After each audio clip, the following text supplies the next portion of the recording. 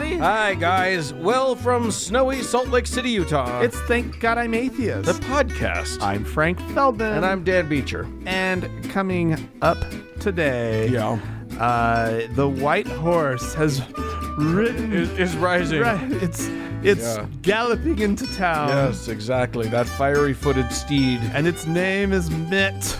Yeah, we'll be talking and possibly, brace yourselves, praising Mitt Romney. Yeah, you all know. You know, but already. it's just like one of those things where it's like, what? What are we have to say nice things? Now we like Mitt Romney? About mittens? Really? Huh.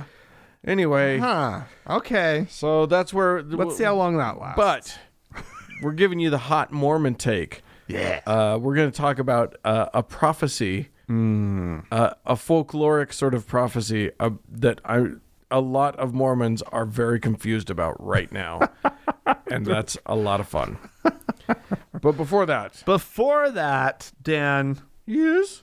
I've got a story that is going to, I think, maybe blow your mind. Maybe not. The world we live in. Here's the thing. I'm putting on the helmet anyway, just to be on the safe side. Protect the paint. Protect the walls. In case my mind gets blue. What do you got? I have the story of a Malaysian pilgrim to Mecca. Oh. Okay. Okay. They do that. They do. The Muslims, right? Guts to go to Mecca. Go to Mecca. Now it's nowhere near Hajj. It's not Hajj. It's not the right time of year for that. But someone would have to clarify, for me, if a pilgrimage outside of Hajj counts toward your Muslim dance card to heaven, right? It obviously isn't as good. No matter what, it's not as good. Yeah. If you don't do proper Hajj. But anyway, actually a trans woman. Oh. Pilgrim. Oh, okay. Right. That might not go so well. That got your attention. Yeah. Right.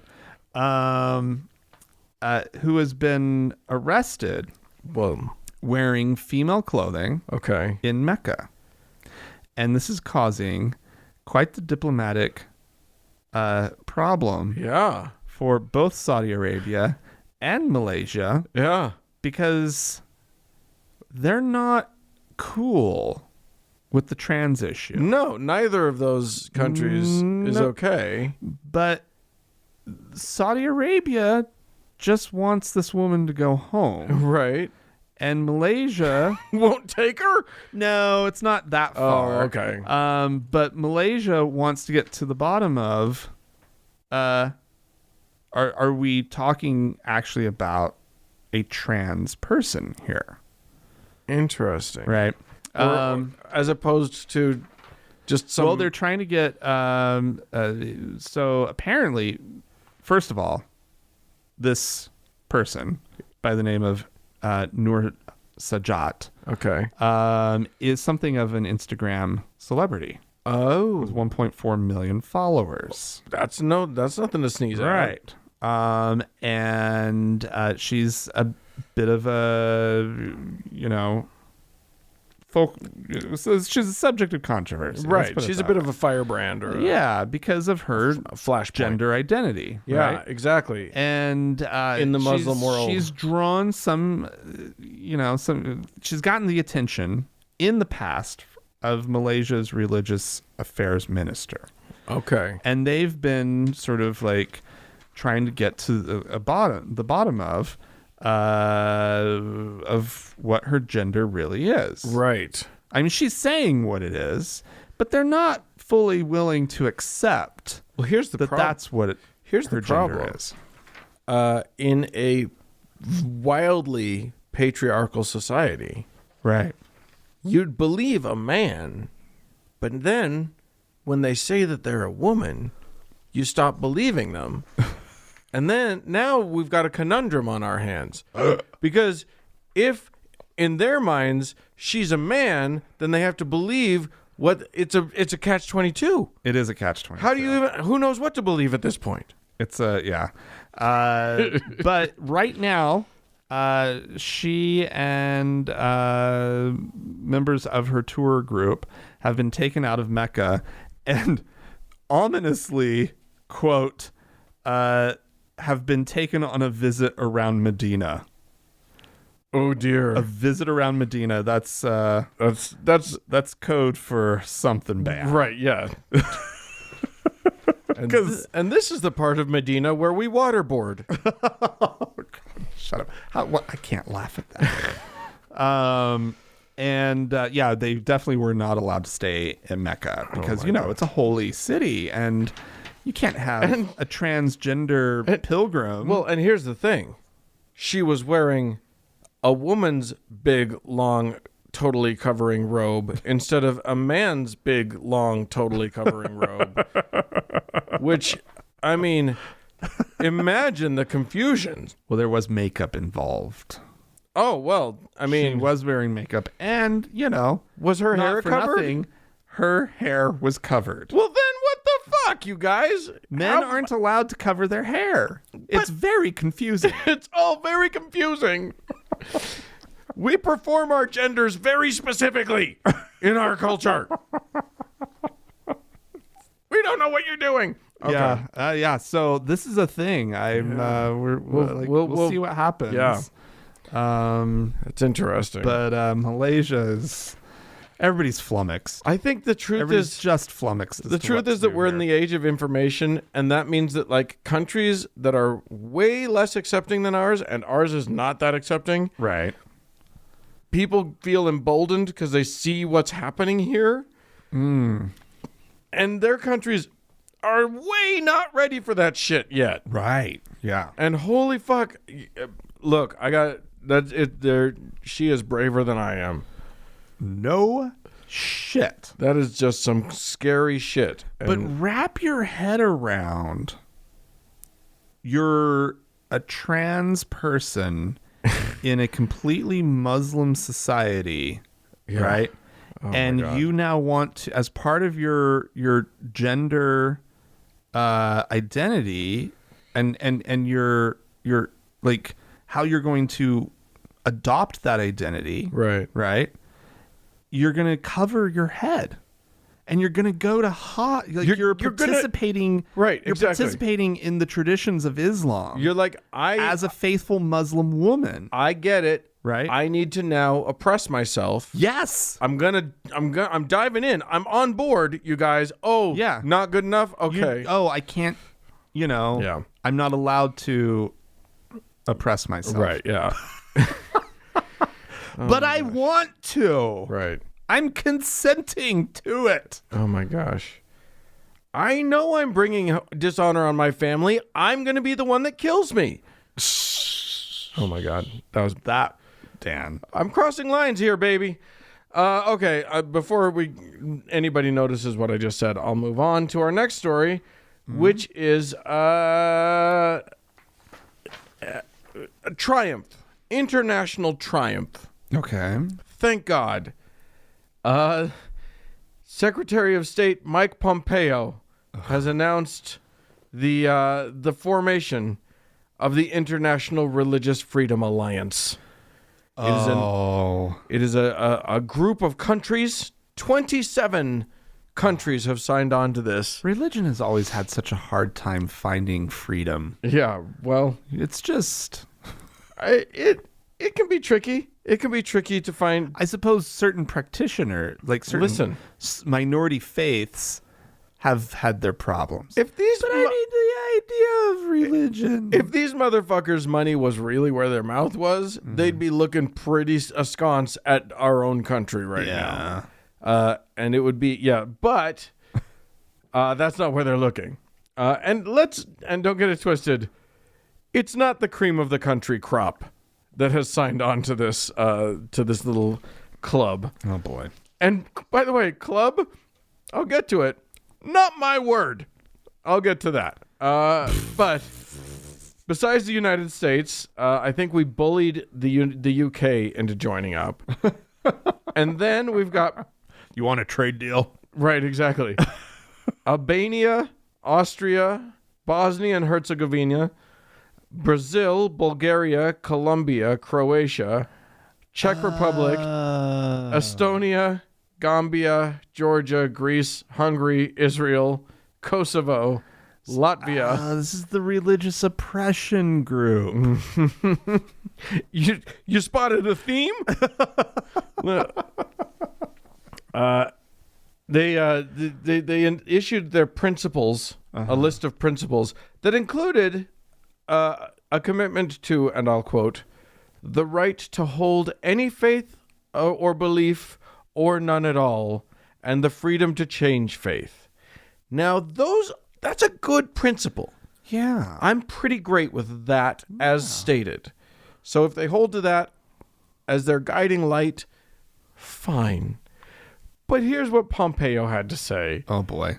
He was like, so the principles didn't... Can I redact something? The principles didn't call out any specific countries or whatever. Okay. But then Pompeo, in his remarks, mentioned the targeting of religious minorities in, see if you can spot a theme here, Iraq, Pakistan, Nigeria, and Myanmar. All of which are heavily Muslim countries. Right. And yes, most of the targeting of minority religions that he's really concerned about, the minority religion is Christianity. Of course it is. Maybe not Myanmar. Maybe they're talking about the Rohingya there or whatever. But mostly we're talking about Christians and how terrible it is when a Christian gets oppressed.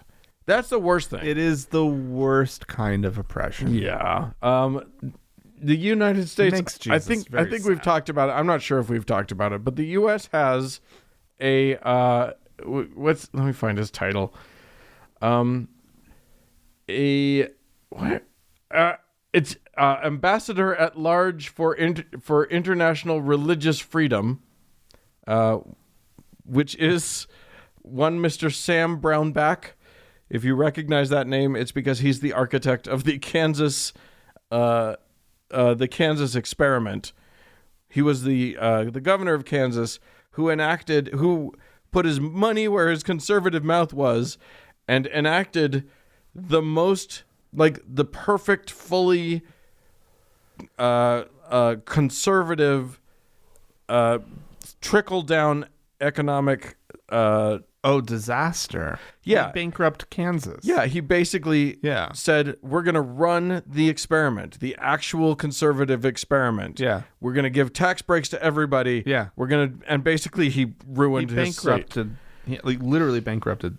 I mean, maybe not literally, but almost. But yeah, As much as close to bankrupt as a state could possibly be. right.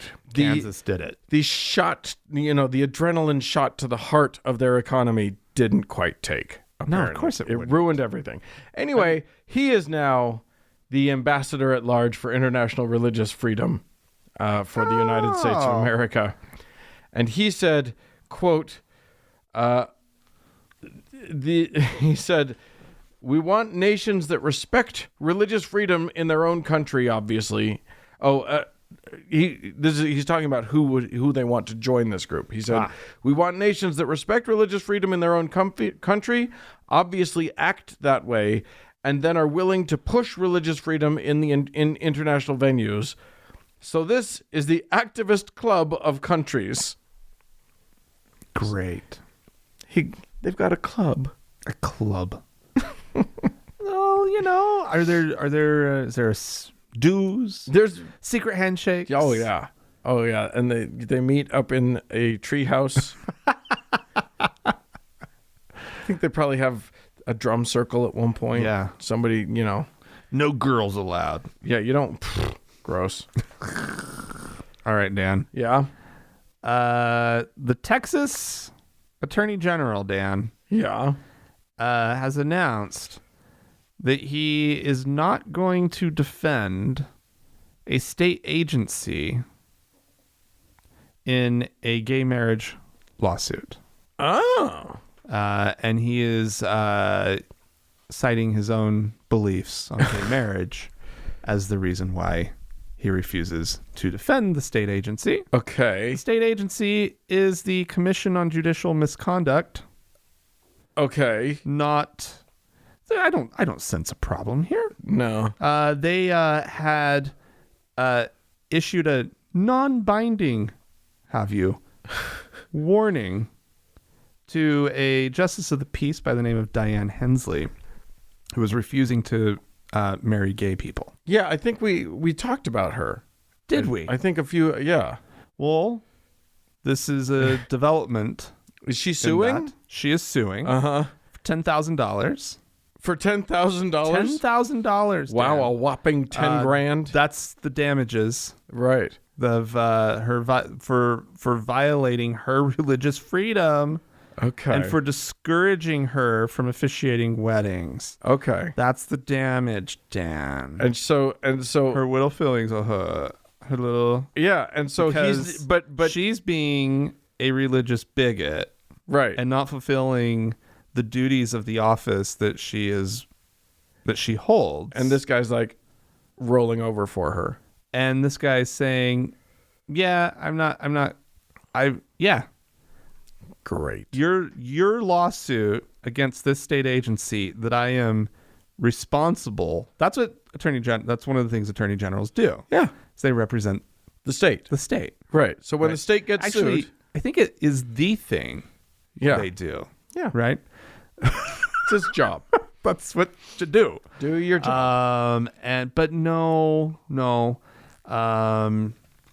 Because apparently this lawsuit or the actions, of this commission conflict with his views of the Constitution.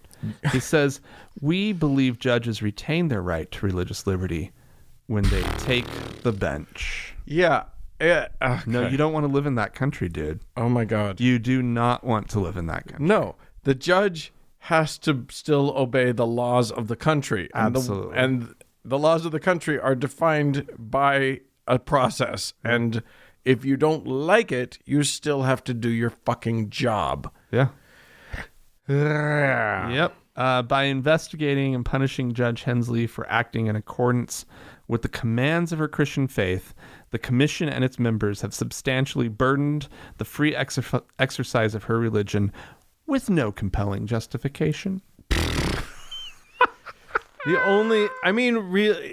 He's right in the sense that the only real justification, and I don't see how anyone could call this compelling, is that it would mean treating gay people like they were regular humans.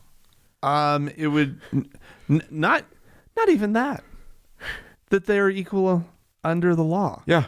Which this is the law. Yeah. These people, that's what they do. Yeah. They work with the fucking law. They're supposed to how where the fuck do they get off? Right? Well, yeah. Okay. So since we're talking about courtrooms and that sort of thing, I'm going to take us to an Arizona federal judge. Oh yeah. Okay. Who has ruled on a case that we talked about a while back. Okay. Now in the first case, this was where some Arizona people, residents, that's the word. Arizona people who live in Arizona, whatever the word is. I'm an Arizona person. I'm an Arizona person. It's like a Florida man, only it's different. Some Arizona residents had been charged with a crime for going out and leaving food and water for migrants who had crossed the border. They were part of a group that's affiliated with the Unitarian Universalist Church of Tucson. Littering, right? Didn't they get them on littering? Yeah, and some other things. Something stupid. No, so their group is called No More Deaths / No Mas Muertes, and they, basically as part of their faith, they thought it was their responsibility to go out and make sure that people didn't die just because they wanted to. Being good human beings. Yeah, exactly. Like, right? Sure, arrest them if you want to. That's the lesson I would hope that religious people learn. It's being good people. I mean, that's what you want them to learn. Taking care of. We're not in that time in history. That's not the moment we're in, Frank. The moment of history that we're currently in is the central message of Christianity is, I got mine. Mm-hmm. and get the fuck out. Yeah, exactly. So, yeah, because Jesus' message really was about tighter borders. I think that was that was clearly. I think he said on the Sermon on the Mount, "Blessed are the border patrol, for they shall inherit their own country. Their own country." With no immigrants. Anyway, a federal judge has now reversed the convictions of these 4 faith-based volunteers, saying that they, citing RFRA, the Religious Freedom Restoration Act. Oh, okay. And saying that this,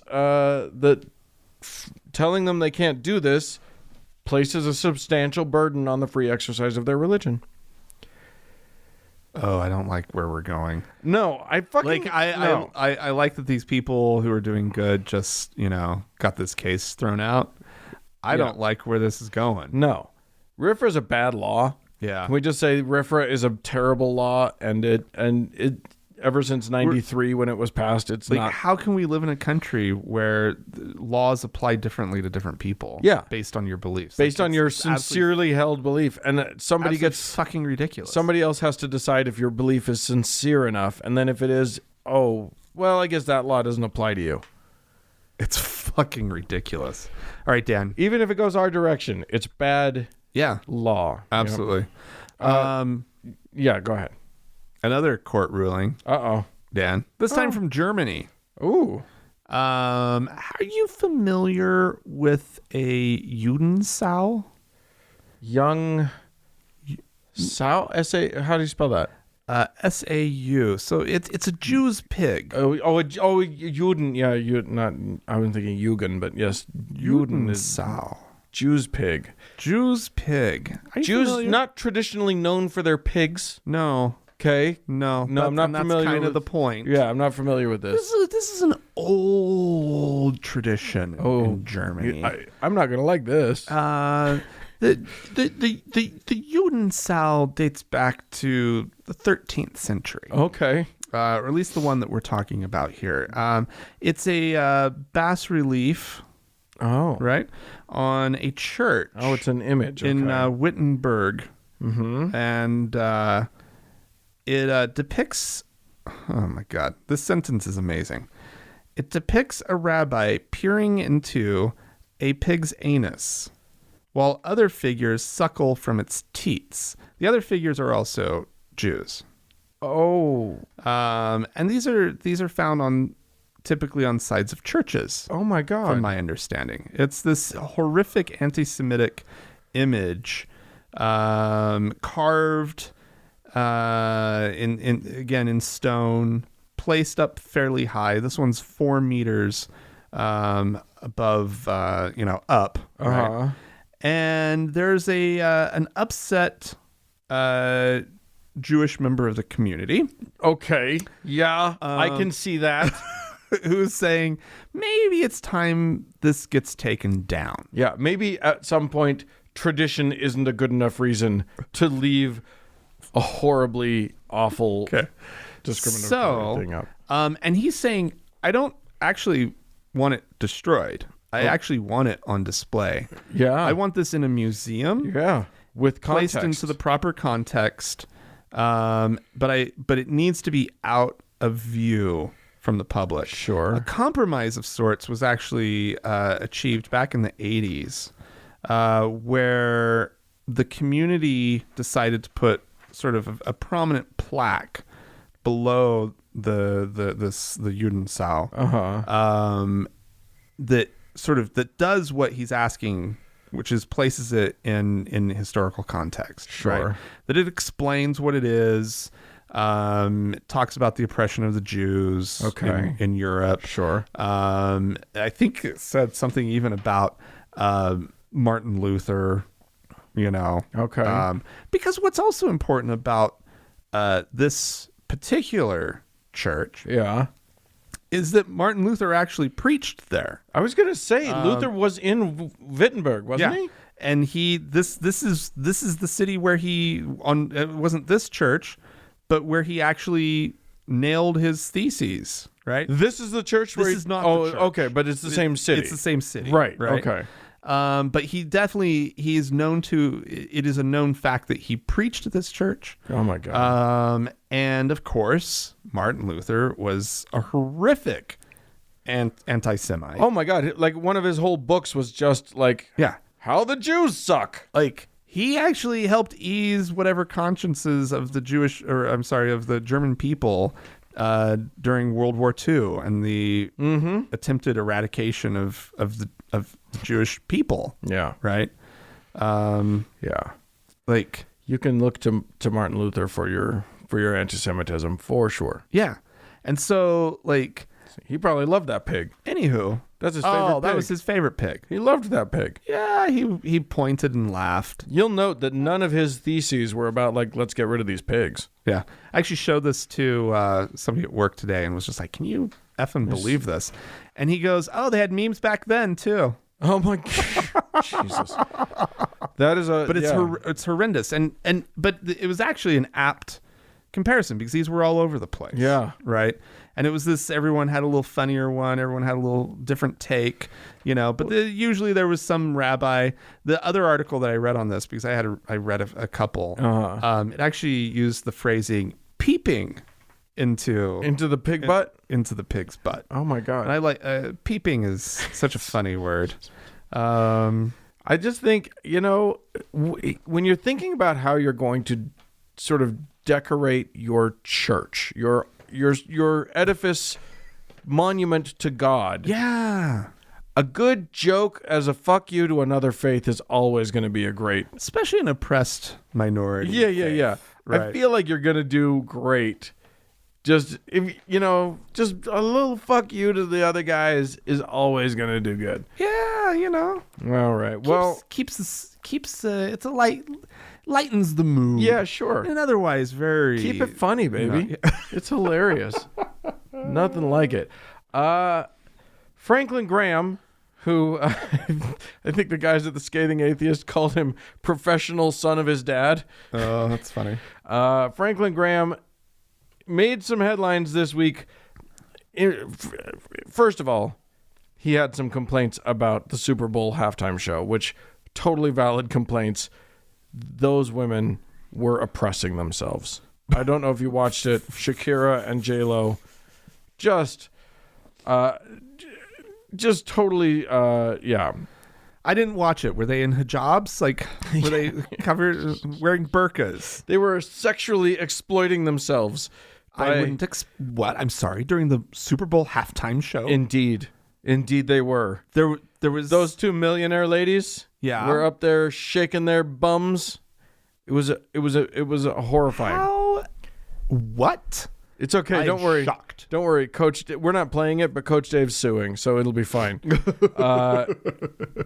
that up if you want to. But I've got a better story about Franklin Graham, who was planning a tour of the UK he is planning a tour of the UK for June. Yeah. Pride Month. Now, I don't know if you know his particular views on the homosexuals, but he's con. He's anti. He's not pro the gays, is all I'm saying. I thought he was one. Oh. No, I mean, I think you might be thinking of all of the other ones, but yeah, he might be too. Wasn't he the one that Franklin Graham? No, you're thinking of other professional son of his dad. Okay, I confused him. I know who you're talking about. Yeah, okay. What's his name? Who are you thinking of? Falwell. Falwell. Yeah, that's right. Yeah. Okay, sorry, I was momentarily confused. Yeah, exactly. Okay. Anyway, Lindsey Graham. He's traveling to Franklin Graham. Franklin. Well, who's Franklin? Franklin, son of Billy Graham. Now, Billy Graham, you'll recall from watching the show The Crown. I could have sworn that was Lindsey Graham. Sylvester Graham, father of the Graham cracker. No, Franklin Graham. Stay on target. Focus up. Okay. Billy, his dad, quite popular in the UK. Yeah. The Queen loved him. Anyway, Franklin decides he's going to come out to the UK. Yeah. The UK has changed since his papa was touring around. Every single venue that he had booked has now dropped him. Wow. I think that's a total of 8 venues all over the UK. So curious, how does the preachings of Franklin Graham compare to the preachings of Billy Graham as far as like message? I doubt that Billy Graham would have praised Vladimir Putin for his anti-gay laws. I'm guessing that's not where Billy would have gone. Okay. But Franklin is a huge fan of hating queer people. So that's what's pissed off people in the UK, and that is what has gotten him dropped. He had venues booked in Birmingham, Newport, Glasgow, Sheffield, Liverpool, all over the place. All over, yeah. Except for London, where he has yet to find a place that even initially accepted him. He can't find venues for these things. It's kind of amazing. He's still planning on doing the tour. Maybe like a pub. A pub, or like those meeting spaces at like Hilton Garden Inns. Yeah, right? Right. That's basically what you're down to now. No. Oh, poor. It's really rough. Poor Lindsay. The Utilita Arena in Newcastle was the most recent venue. And the last one. To just go, yeah. And they were like, sorry. No, us too. Well, good on them. He's looking into suing them. I don't know if he has a case, but there you go. Breach of contract or something like that. Okay. Yep. Oh, interesting. Well, listen, kids, if you have, if you know Franklin Graham and would like to defend him to us, you could write into us, podcast@thankgodimatheist.com. Or you can call and leave us a voicemail message. The telephone number is 424-666-8442. Yeah, go to the Facebook page, facebook.com/TGIAtheist, and click the like button. It doesn't count unless you click like. And while you're on Facebook, search for the TGIA Members Only Lounge and request to join. It is a closed group. We will let you in. And you know what, guys? Twitter. There's twits. I'm willing to like really get behind this. I mean, we don't have TGI Atheist. That's at TGI Atheist. You can like we don't have trans Muslim numbers, but we got some followers. We want more. Follow us.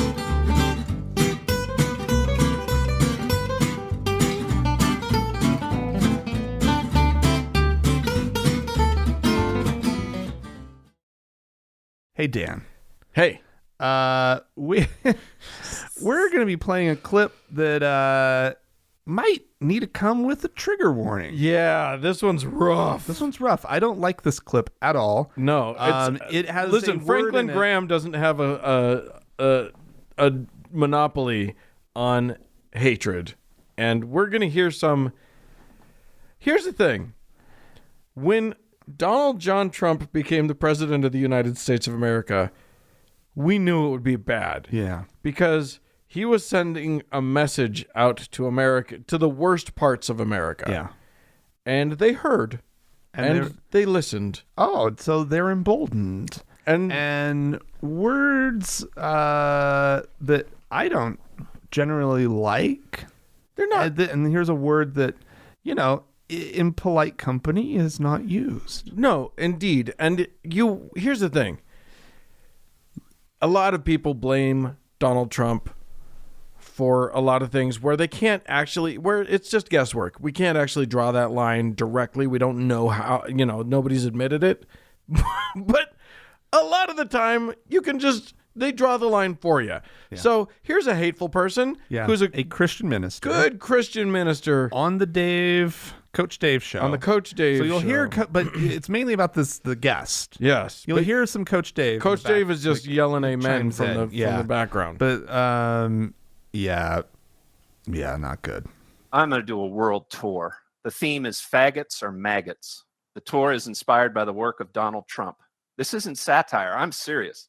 I started supporting Donald Trump early in 2016 in the primary season for one reason. He insults his enemies.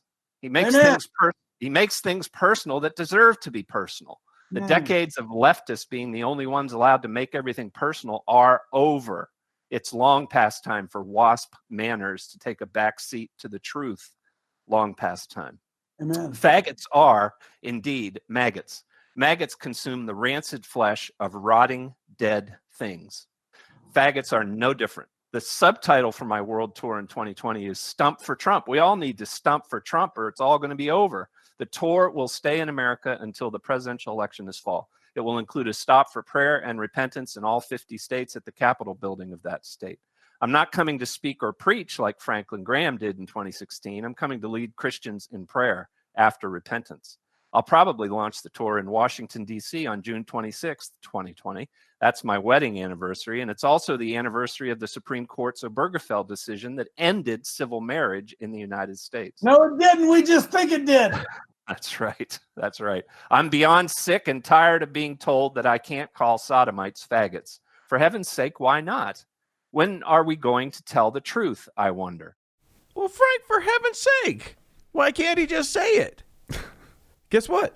You always could. Yeah. You could say that word the whole time. And there's a whole list of other words that we don't say that you can just say. You can say them. You're allowed to say the words. The words, but saying them comes with consequences. It just means you're an asshole. Social consequences. It doesn't mean that we're going to arrest you. No. It doesn't mean that we're going to do any, there are no legal consequences. You're just a fucking dick. Yeah. And now we know who you are. Yeah. Thank you for that. Yeah. It's nice. And no thanks. Yeah. Yeah. That's horrible. I hate this clip. Also, like, your metaphor really sucks. I get that it rhymes, but like sometimes you need more than just, because the problem is it'd be one thing just to say it. Right. But then when you try to draw it out. Right. Exactly. When you do try to actually make it a metaphor. Right. No, it doesn't. It really falls apart. Right. As a slogan, Sure. I mean, it has a certain ring to it, right? Yeah, sure. And it really, it's not clever. You haven't gotten clever. No, but it makes it, as a gay man, it does make me sick. It's got impact, and it makes my skin crawl. Yeah. And it's really, really, really. You know whose skin crawls? Maggots. You see what you just did? You fell into his trap. Oh my God! Hey, there's a metaphor for you. Yeah, exactly. Dude. Here's what I need. I need a palate cleanser, and we have. Don't worry, that wasn't the only audio we're going to play today. We've got a twofer because we need to get rid of what this one's quick. That one just left, but it's worth it. We'll just point out that sometimes they can't even hear themselves as they're talking. I don't care who you got. I don't care who you put up. You could put Jesus Christ up in the Democrat Party, and he's losing this election. Because that's how important what Donald Trump has done for us in the economy has done for America. All of these factors, they're like, I don't want to take a chance on Jesus. Hell no. I'm going to go over here with Donald Trump because he's a known factor. What? Wow. Here's the thing. Hold Donald Trump in higher esteem than Jesus Christ. Yeah. And Jesus Christ was a pussy-ass liberal, let me just tell you. And they're starting to come to terms with that. I think Christianity's kind of evolving past, they're post-Jesus Christianity right now, Trumpianity. You guys. Holy shit. It's, They're Trumpians. They're literally Trumpians. We've got our own little Kim Jong-un up there. He's his own god. We don't need any other gods. Jesus is irrelevant at this point. Good Lord. They're just saying the things now. Before it was just sort of in the back of their minds somewhere clinking around, but now they're just speaking it all out loud. They don't even like Jesus that much. No, they don't like Jesus. They're finally saying, the Christians are finally saying we don't like Jesus. Well, they've never liked biblical Jesus. They don't know. They hate all you that have to guy. do is drive through the Bible Belt and look at any of the billboards that they have up. Yeah. It's like muscular Jesus. It's like tough Jesus. It's like... Give him some guns and some... Gun Jesus. Yeah. You know, like... It's not the Jesus of the Bible. No, the Jesus of the Bible was like... some tough guy strongman Jesus. Right. But when you And when you so hold when him, you actually have like, a guy who's trying to be a strongman, right, come Yeah. along, and who's just like who basically is gun Jesus, right. and stupid Jesus, and says hateful things Jesus. Yeah. Confirms my Oh. biases, Jesus. I just have to. Okay, well, we're gonna keep this Jesus guy around because I don't know what to do with Christianity if we don't. But that's our guy. Right. Exactly. Yeah. That's who we're following. Literally, that's who when we're gonna faced fall with, down like, and worship. electing the person that they say is the most important person in their lives, when faced with like what that guy would actually do with a government, they're not okay with it. What? Yeah, and I cannot wait for the first prayer to Trump. Oh, Trump, hear our voices. It is happening. It's clear because, I mean, that's what that is. That's what all of them are doing. Trump, hear our voices. Oh my God. Trump, help us vanquish, our gay foes. Our enemies. Yeah. Yeah. Anyway, wow. It's crazy out there, kids. Bring an umbrella because it's nuts out there. Yeah, it's raining iguanas. Messiahs. We had some folks communicate with us. Yeah. Seth wrote in. He said, "Hey, Frank and Dan, Seth here, currently living in Nevada, but born and raised in West Virginia." Now, Okay. Frank, you'll remember that last week I did a story about West Virginia, the governor of West Virginia, teaming up with Jerry Falwell Jr. to say maybe we should annex the parts of Virginia that aren't that didn't elect these godless heathen Democrats into the state house. And we might have said some things. Well, here's the thing. I saw a number of reactions, like on Facebook from West Virginians. Yeah. And they were all like, dude, you went easy on us. So anyway, we try to be nice. Seth said, I don't think people in West Virginia will be happy about adding a county from Virginia. Not basing this on economics or anything like that, just purely on the aesthetics of the shape of the state. The extra county would be seen as like a pimple or a zit growing on the side of the state. I also think a lot of people will be upset if West Virginia went from having 55 counties to 56. Well, that's very important, right? To only have 55. What you want is a multiple of 5. They're easy. Oh. You can count. You can just go. Yeah. Yeah. Well, that's my 2 cents on the matter.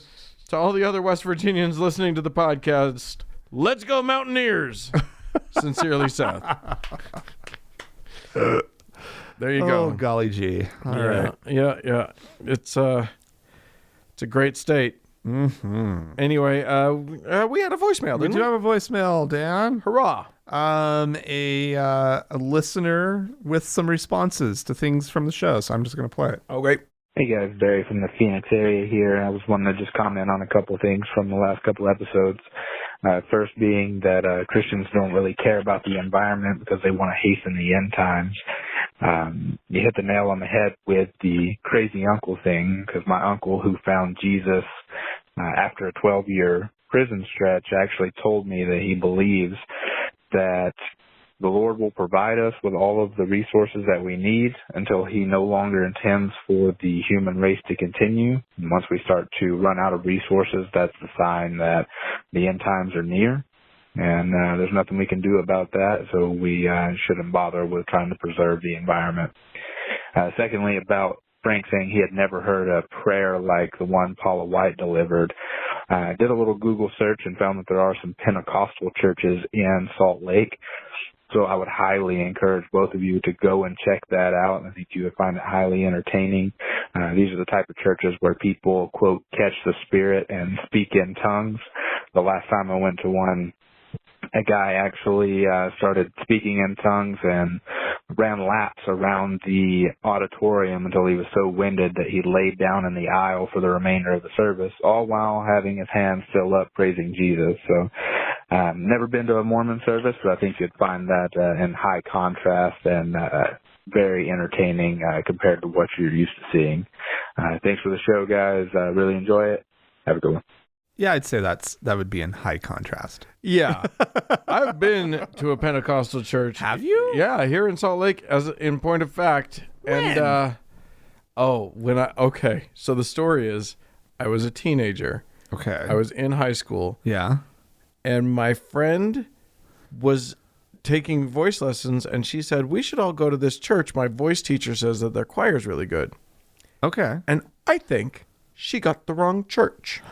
Oh. And we went in there for Mormon white kids in our Sunday best, in our Mormon Sunday best. That's girls in floral dresses, boys in suit and tie. Yeah.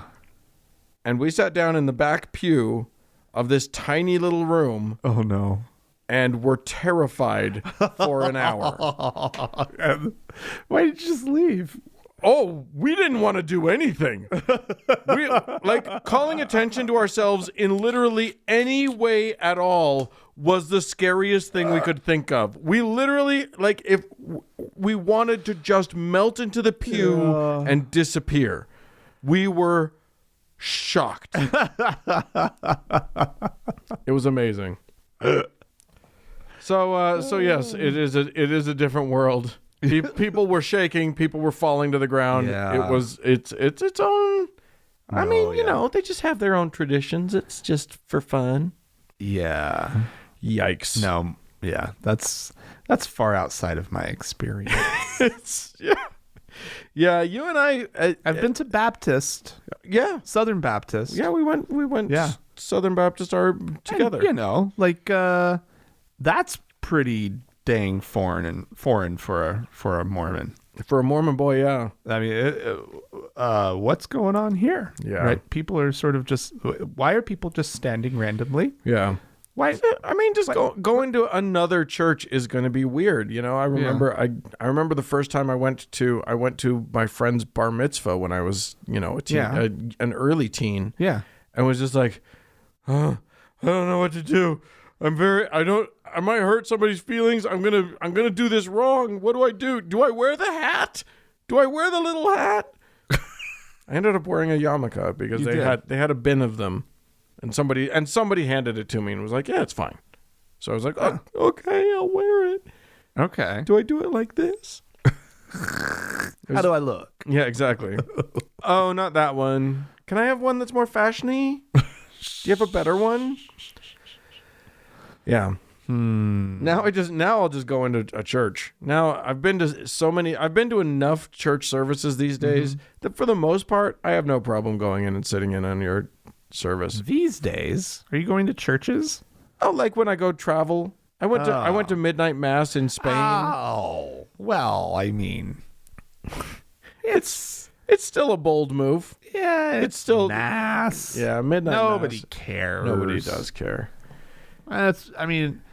It's foreign, but it's tame. Yeah, that's true. Although I went with a one of the teenage girls that was traveling with us decided she'd be brave and come in, and she was like really worried about it. Well, it is very foreign. Yeah. Anyway, do we have anyone to thank? We do, Dan. Okay. We have a new venerable listener. Uh-oh. I normally don't say last names. Okay. But I feel like it's an important part this time. Because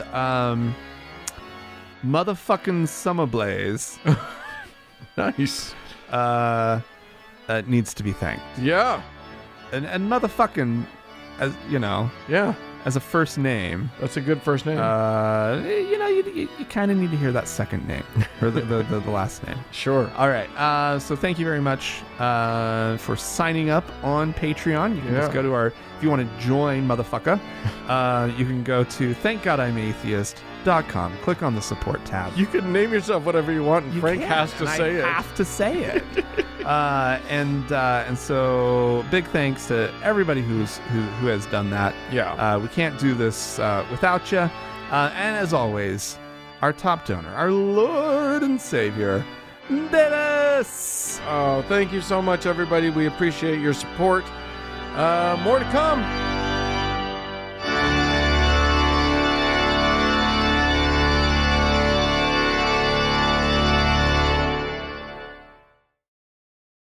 Dan. Yes. So there was the impeachment, and Donald Trump was not removed from office.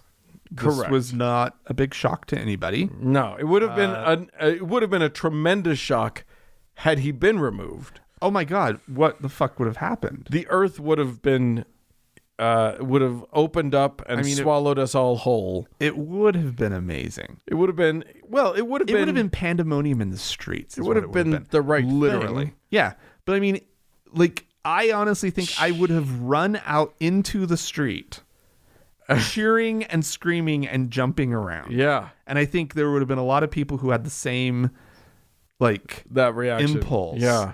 And I've never ever thought that could ever be a reaction that I would have to any piece of news. That's how big, that's how monumental that would have been. Yeah, no. But of course that's not what happened. Right. Instead, as predicted, almost all of the Republicans in the Senate voted to acquit. Yeah. After literally Mitch McConnell said that he would that he wouldn't even have a fair trial. He was working with the defendant on everything and would just follow whatever they wanted him to do. It's just Mitch McConnell's the most shameless. They're all just saying the things out loud. It's what we were talking about before. He just said, it was like, yeah, we knew you were going to do that, but don't say it out loud. Pretend like you're going to have a fair and honest trial. No, because they know that gets us, like, even more incensed. Yeah. Right? I mean, anyway. They're trolls. They are trolls, and they are elected. Anyway, the sole standout. Yeah. The one person on the Republican side who chose to go against the party line was one Mr. Pierre Delecto himself, Mittens Romney. I know. The man who, like, has never had a political... When did he have a spine? He's never had a spine. Never. He is swayed with the political winds. He has of been that party. the weather vane of that party since he started. Since he decided to be actually, when he first ran unsuccessfully against Ted Kennedy. For Senate back in Massachusetts, he carved out a pro-choice position on abortion. Yeah, that he felt that Massachusetts Republicans could stomach in order to run against a Democrat. Then when he was Massachusetts governor, he was the one who invented Obamacare, but on the state level, for Massachusetts. Yeah. And then suddenly, before he was done being governor, he backpedaled on his stance on abortion because he knew that he wanted to run for president. Right. But then he saw what that did. He knew he couldn't run again because he might lose. Yeah. And so he didn't run again. He kept flipping and flopping. All he's done his entire political career is take a bold stand and then quickly apologize and say, I didn't actually mean that. And what I meant was the opposite. Well, and even when he was the candidate, the Republican candidate for the presidency. Yeah, going up against Barack Obama. He ran to the right. Yeah. He ran far to the right. Yeah. But that wasn't who he was as a governor of Massachusetts. No, not at all. The man is just... He pretended like he was somebody totally different. Yeah. He has been, like, literally the most spineless guy. But the thing is, he kept making jabs at having a spine. He would say a thing. Yeah. And then wait all the way until the next day to retract and apologize. Well, he done stabbed where he can't retract. Because he voted to convict on one of the articles of impeachment. Yeah, I know. Not both. No. But you don't need both, just one. Yeah. So that was interesting. And here's the thing. Here's what you guys have to understand. We all know he's a Mormon.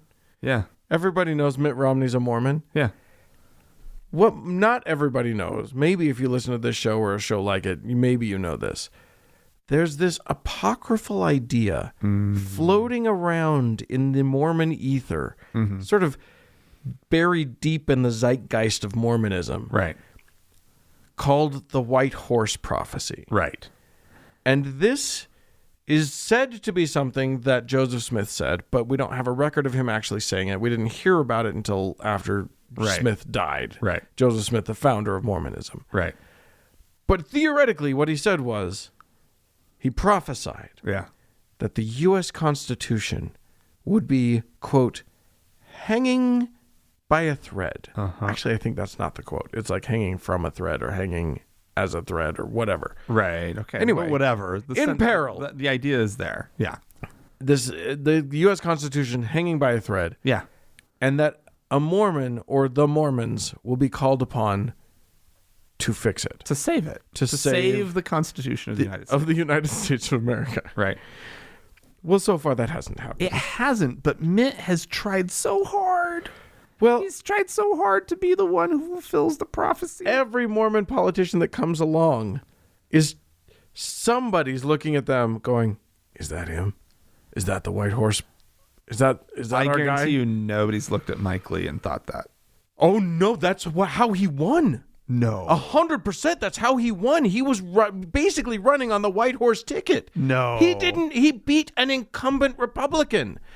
He beat. I thought he was that was the whole what did they call it? There was that wave, the Tea Party. The Tea Party. Yeah. Yeah. But the ones He was a Tea Partier. But the Mormons that voted for him were voting for their White Horse because they could tell that Bob Bennett wasn't going to be it.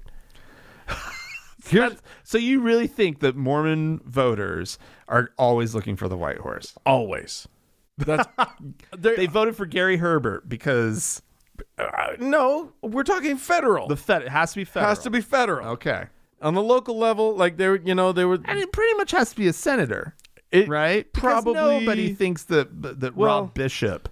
Well, no, I mean it can be a Chris Stewart. a presidential candidate for sure. Oh, definitely a presidential candidate. I mean, but what I mean, we've got some like pretty- the reason Orrin pretty Hatch kept going dim-witted, back there was because at some point somebody thought Orrin Hatch was going to be the guy. It had to be him, and then he retired and ruined everything. But here's the thing: Mitt Romney goes up to. This is his first month as a senator from Utah. He is the junior senator from Utah, right? He is the junior. Wasn't he didn't he take the oath of office like this month? What? No. He's been around for a year, for 2 years? No. Romney? Yeah. Has he? He's been around. He's so milquetoast. I can't even. Yeah. It's been a little over a year. Right. Okay. Yeah. A little over. I think. Somewhere around a It year. would have to be, a year. Yeah. It was. Anyway, Okay. he's new. He is new. He's done nothing. He has not made a wave since he's been in office. He did blow out some birthday candles in the most bizarre manner imaginable. That's right. That is true. Which is one by one. Yeah, which is If you missed the video. he picked them all up out of the cake, didn't he? Yeah. And then blew them out and then resat them in the cake. He set them put down on a next to little it. thing, and it was like people were just like, And "This this is one? where we really found out that he's an alien." Yeah. He had never seen a birthday cake. Yeah, he didn't know what to do about it. Anyway, okay, right. He's been in office for a minute. It just feels like he's so new. Here's the thing. He's out. He is persona non grata for the entire Republican Party at this point. And while the Democrats really respect him, for the moment, the man is a fairly conservative Republican. yeah. He's not a radical. He's not this new, fanfangled thing that we've got. No, he's not a It's like- Breitbart guy. No, He is but he's a George H.W. Bush He's a conservative man, Republican. right? Yeah. He's a. I don't know. He's not gonna have a lot of friends in the Democratic Party. He's not going to have any friends anywhere in that. the poor guy. Like, he is now just alone. a maverick. He is alone. And the funny thing to me is what he did was, I mean, I don't know if you saw his speech. Did you? I read the transcript. It was amazing. Yeah, it was really good. He like actually said all of the right things, and even his nods to his faith. He was talking about how he had to make this call Yeah. because of his faith. Yeah. All of it, Yeah. I respected deeply, and it felt sincere and honest. And In a way that we've never seen from Mitt Romney before. well, I've never Right, seen because- anything feel anything other than just Well, like- it's all some variation of I don't know what a birthday cake is. right. Right? Like Right. it's all like just this robot walking around experiencing life Yeah, always anew, yeah. but not with a lot of wonderment. Just Just sort of a Tell me- yeah. a bland sort of. I mean, Tell me- blandness is his. tell is me his what I'm hallmark. supposed to believe as long as it's Republican. Right. Exactly. Oh, I believe that now. Yeah. Right. And so the man, like, found he regrew a ball. Is what he's got. Like He's got a ball. he's got is what a you're ball. I don't know. Maybe he has two. Frankly, I would say what he just did requires like 3 or 4. dude. Like Yeah. Like, seriously, he has positioned himself to. Here's the thing. He stood up against history. This was a historic moment. Right. Right. This goes into the history books. And the thing And is, Mitt Romney stood up and took a position. and it's one of those moments where, look, it is not all the. It's pretty rare where I would feel like the U.S. Constitution could actually be considered hanging by a thread. Right now. And this is that moment. Like know. right now, with this president being given carte blanche to do whatever the fuck he wants to do, Yeah. that feels pretty much as close as you can get to the Constitution of the United States of America in SOS trouble. Yeah. And the guy that actually like Was willing to stand up. was willing to stand up and try and do what was right Was is this Mormon guy. the closest thing they'll ever get to the white horse. And let me tell you something. The deepest, most beautiful irony of the whole thing is that the Mormons who most believe in that white horse prophecy, the ones for whom this sort of folkloric second-hand prophecy means the most, Right. are the ones who hate Mitt Romney right now. Oh, yeah. They loathe the man. He betrayed their dear leader in a way that they cannot abide, and it is priceless. Well, the Closest we've ever come to a white horse ever. I did something I don't do today. I got onto the local church-owned newspaper, the Desert News. The Deseret. I got onto the Desert News and went and found the Romney story. Right. And I went down to the comments because I just had to know, readers of the Desert News, what are they saying? And there's also kind of a thing with the Desert News, which is this is a heavily moderated, like actively moderated comment forum. Yeah. Right? Which you don't necessarily see in a lot of publications, right? Right. Also because most publications, it seems, have pretty much done away with their comment sections. Yeah, But because Desert News still has it. It's a fucking sewer. Yeah. And the Mormons on there were outraged, absolutely outraged that he dared use their faith as his justification, Right. right? That when he spoke about his faith, that's what they hated the most. They were like, that, how dare he bring this thing into it? That is not his. Wow. Right. And all I could think was that here he is pointing out the deep hypocrisy of any Mormon who's figured out how to be a Trumpite. Right. Yeah. If you can figure that out, If you can square that circle. yeah, because they don't go together. No. Mormons, you cannot like the man. You can't support him. There's nothing. Trump is disgusting. disgusting. The pussy grabber in chief. Yeah. The paying off the, a porn star. That should appall and disgust every Mormon to the point that they would never support him or vote for him. Ever. Now, they'll say that they are disgusted and appalled by that if they believe it. Right. Which you can't deny it because he said it they out have loud, chosen to ignore it. Yeah. Right. And for Mitt Romney to call that into question using the thing that they have ignored the most to support Trump. Yeah. They were furious. I mean, these comments were every hateful thing you could imagine. An incredibly boring, comment section on the Desert News, right? Because there's such strict rules there, right? As hateful as they could get, they were. It was there, and it was palpable, and it was so angry, and I was just like, wow, yeah, they've betrayed everything. It is a sign of the times indeed, when all of the Mormons tend to be, and I'm not talking about fundamentalist Mormons, but Mormons as a group tend to be fundamentalist in their nature. Sure, yeah. And all of the fundamentalists in this country have abandoned the reality of their faith, the tenets of their belief, for this crazy false god. Right. It's so easy to see it if you're just half a step outside of their bubble. I know.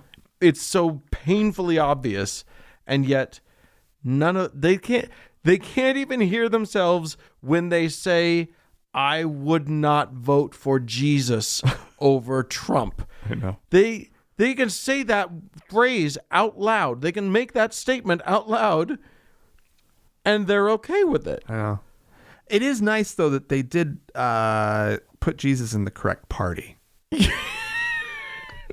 didn't even put him as running in the primary. Yeah.